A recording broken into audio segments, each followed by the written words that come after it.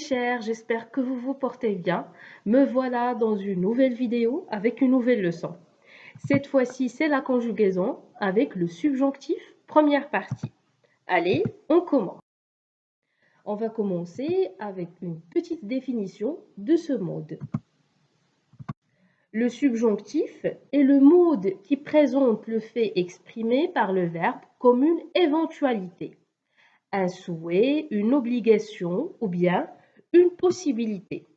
Le subjonctif est par excellence le mode de l'incertain qui souligne les possibilités de réalisation d'une action, mais qui peut aussi les mettre en doute. Ça veut dire que le subjonctif est un mode qu'on utilise pour exprimer l'incertitude, tout simplement. On met toujours au subjonctif une proposition sujet introduite par que. Exemple, il ait réussi me réjouit. Parlons maintenant de la formation. Le mode subjonctif a 4 temps, le présent, le passé, l'imparfait et le plus que parfait. Seuls les 2 premiers sont couramment utilisés. Donc, il s'agit bien du présent et du passé du subjonctif. Le subjonctif présent. Il se forme à partir du radical de la 3e personne du pluriel du présent de l'indicatif, auquel on ajoute les terminaisons suivantes.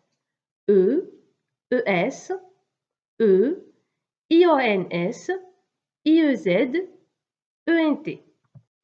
Exemple, que je finisse, qu'il finisse, que tu reçoives, que nous recevions.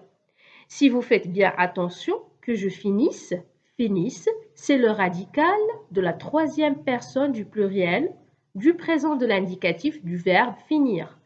On dit je finis, tu finis, il finit, nous finissons, vous finissez, ils finissent. Donc on a pris ce radical-là auquel on a ajouté les terminaisons, comme c'est déjà bien clair et bien déterminé au début. Passons maintenant à quelques exceptions.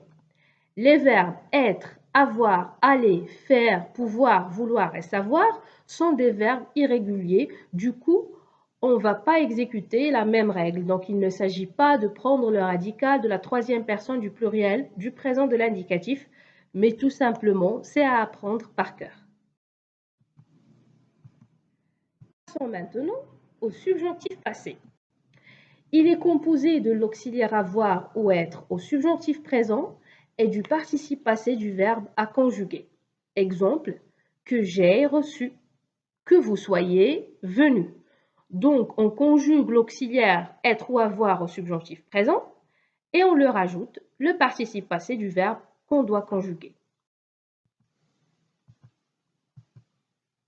Le subjonctif imparfait.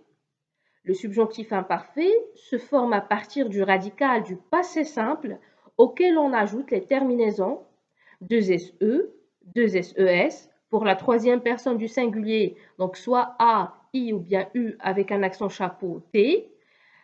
Première personne du pluriel 2S IONS, puis 2S IEZ et 2S ENT. Exemple, qu'il s'arrêta.